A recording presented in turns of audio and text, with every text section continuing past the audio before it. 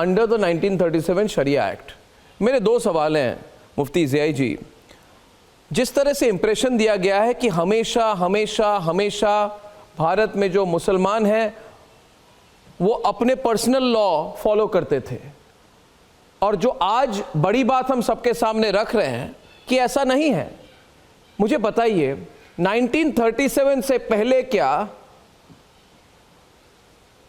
BJP थी, नरेंद्र मोदी थे, VHP थी, आरएसएस थी? क्या 1937 से पहले मुस्लिम्स को जस्टिस नहीं मिलती थी इस देश में? औरंगजेब के टाइम पे भी मुस्लिम पर्सनल लॉ नहीं थी। पहली बात, एक मिनट, Yes. 1937 की लॉ जिन्ना की क्रिएशन है। मुझे बताइए ज़ियाई जी, that if the argument is that Muslims must follow Muslim Sharia, then is it true that the 1937 law violates Muslim Sharia by allowing Muslims to write wills? That it violates Muslim Sharia because it excludes agricultural land and makes the laws of Hindu rishis continue to apply?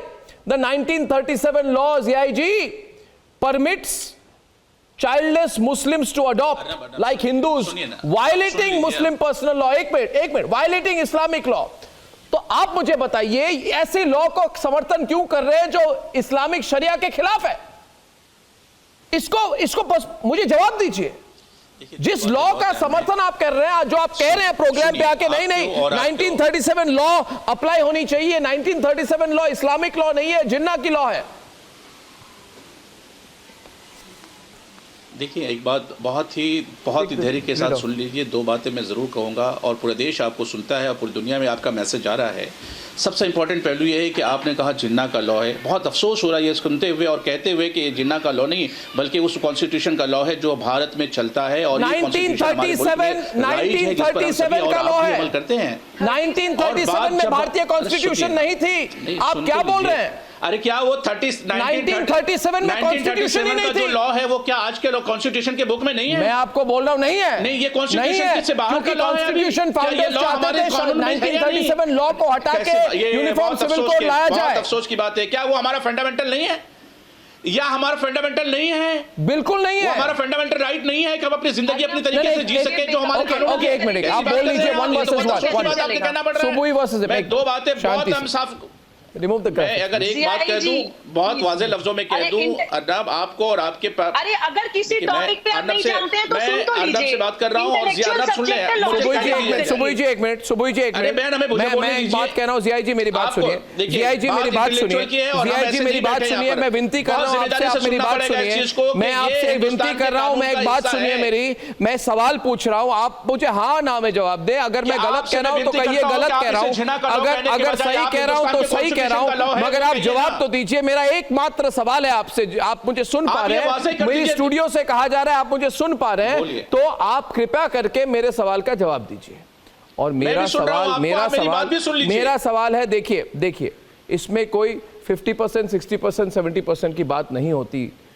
ज़ियाई ji मेरी बात सुनिए। Can I just have one versus one? Ziyai ji मेरी बात सुनिए। Islamic law में आप मुझे बताइए, एग्रीकल्चरल लैंड उसको इनहेरिटेंस बेनिफिट से क्या एक्सक्लूड किया जाता है? Who does the exclusion of agricultural land from inheritance benefit? The sharia allows women to inherit agricultural land, but the 1937 Act allows the exclusion of women। बात सुनिए, the 1937 Act जिस पर मोहरा जिन्ना का है, मेरी बात सुन लीजिए। 1937 Act says Muslim women cannot inherit the agricultural land, the land will only remain in the hand of male heirs। ये इस्लामिक लॉ नहीं है, ये इस्लामिक लॉ के खिलाफ है। जो मैंने पढ़ा है, जो रिसर्च की है मैंने, this is against Islamic law. अब मैं आपसे एकमात्र सवाल कर रहा हूं कि आपको मैंने 3 उदाहरण दिए कि 1937 इस्लामिक लॉ के खिलाफ है, जो शरिया लॉ के खिलाफ है। आप मुझे बोलिए अर्नब यू आर राइट और अर्नब यू आर रॉन्ग। इसमें अलग लाइन, अगर मैं ठीक हूं तो ठीक हूं कि 1937 शरिया रॉन्ग है एकदम। नहीं, मैं आप रॉन्ग हैं। आप मुझे प्रूफ कीजिए कैसे मैं रॉन्ग हूं। मैं कह रहा हूं आप रॉन्ग हैं, मैं आपको साबित करता हूं ना। सुन तो लीजिए, आप साबित कीजिए। मैं आप बता रहा हूं, आप सुन लीजिए ना, मेरा भी तो सुन लीजिए। आपने तो अपनी सुन रहा सुना हूं दिया मैं। और पूरा देश आपको सुन रहा है। सुन मैं रहा आपको हूं दो मैं। लफ्जों में कहना चाहूंगा, एक After सबसे him, after him, पूरा सुनिए। देश सुन रहा है। सुनिए, सुन लीजिए। ये आज पूरे दुनिया में आपने सबके सामने ये कह दिया कि ये जिन्ना का लॉ है। मैं ये कहता हूं ये कॉन्स्टिट्यूशन का लॉ है।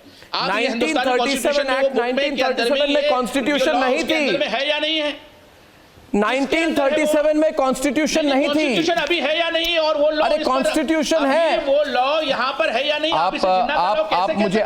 आप मुझे आप इसे जिन्ना का लॉ आप कैसे मुझे कह सकते हैं? बताइए ये इससे। हमारे कॉन्स्टिट्यूशन का लॉ है, ये कहिए उसके बाद नहीं, one constitution, don't hide behind the constitution. अगर आप कॉन्स्टिट्यूशन को मानते हैं, मुफ्ती जियाई जी, मुफ्ती जियाई जी अभी, अच्छा आप उल्टे, listen to the other side now. Ziyai ji अभी आप सुबह की बात सुनिए और शांति के साथ सुनिए। देखिए मैं आपको एक बात कहूंगा, and the viewers should understand this, that Ambedkar was against the 1937 sharia act. इसीलिए अंबेडकर जी ने कॉन्स्टिट्यूशन में डायरेक्टिव प्रिंसिपल्स में यूनिफॉर्म सिविल कोड को मैंडेट किया, क्योंकि वो जानते थे that this is a dividing factor between Hindus and Muslims. जियाई जी, हिंदू और मुसलमानों के बीच में दरार मत करिए, bring them together. Subui is on the debate. Mahir Jetmalani will respond. Subui, सुबुई की बात सुनिए, सुबुई जी की बात सुनिए। मैं रिक्वेस्ट कर रहा हूं, सुबुई जी की बात सुनिए। मोहब्बत करने वालों में से Bring Hindus and Muslims together in this country. जियाई जी बात सुनिए। देखिए, शरिया एप्लीकेशन एक्ट का ना तो संविधान से कोई लेना देना है, क्योंकि 1937 में हमारा संविधान नहीं आया था। शरिया एप्लीकेशन एक्ट का ना ही इस्लाम से लेना देना है। इस्लाम 1400 साल पहले आया था। ऐसा नहीं है कि 1937 से पहले भारत में मुसलमान नहीं थे या इस्लाम नहीं था। सुअर खाने वाला, मांस खाने वाला जिन्ना कुछ अंग्रेजों के साथ मिलके, इस्लाम में तो प्रोहिबिटेड है ना, स्ट्रिक्टली प्रोहिबिटेड है पोर्क एंड अल्कोहल। एक बिल्कुल अनइंटरप्टेड और बिना किसी लिमिट के दारू पीने वाला जिन्ना, सुअर का मांस खाने वाला जिन्ना कुछ अंग्रेजों के साथ मिलकर एक एक्ट बनाता है, sharia application act. Pre partition act 1947 से एग्जैक्ट 10 साल पहले एक्ट बनती है, with an intent to cut Muslims from Hindus. क्योंकि 1937 से पहले even Indian Muslims used to follow Hindu customs and practices. British और मुस्लिम लीग की एक स्ट्रैटेजी थी टू नेशन थ्योरी को ताकतवर बनाने की, स्ट्रेंथन करने की। वो कैसे किया जाए कि भारत के मुसलमानों का एक पैरेलल सिस्टम खड़ा कर दो, पैरेलल जुडिशरी हो, पैरेलल लेजिस्लेचर हो, पैरेलल एजुकेशन हो, पैरेलल इकोनॉमी हो। कौन सी इस्लामिक क्या बात हो गई? एक मिनट, सुबुई मिस्टर जेठमलानी also नालायक जिन्ना बहुत ही नालायक बदतमीज था और उसने अपनी जिंदगी को बहुत गलत तरीके से इस्तेमाल किया और उसने बहुत देश को तोड़ा। बहुत जलील इंसान था जिन्ना, लेकिन जलील इंसान जिन्ना के मसले को साइड में रख करके मगर इसमें मूल बात यह है, इस किताब को जो आज हमारे दरमियान राइज है और उस कॉन्स्टिट्यूशन को आप कह रहे हैं कि वो जिन्ना का अफसोस की बात है। जियाई जी, जो दोनों पक्षों की बात सुननी चाहिए। Listen to both sides. I would like to bring back Mahir Jetmalani once, and I would like to bring back Zafar Sareshwala. It's a very important debate. What is being said tonight? जो अनरिसर्च्ड debate नहीं होनी चाहिए। मैं हमेशा चाहता हूं research के साथ डिबेट हो, और जो सामने बातें आई हैं, जो मुझे लगता है 90% of people, mister Jethmalani, don't know about this. They are assuming that this is about taking away the rights of Indian Muslims which they had got forever.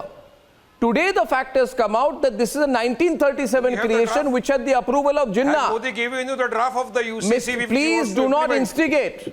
I am asking Mr. Jetmalani.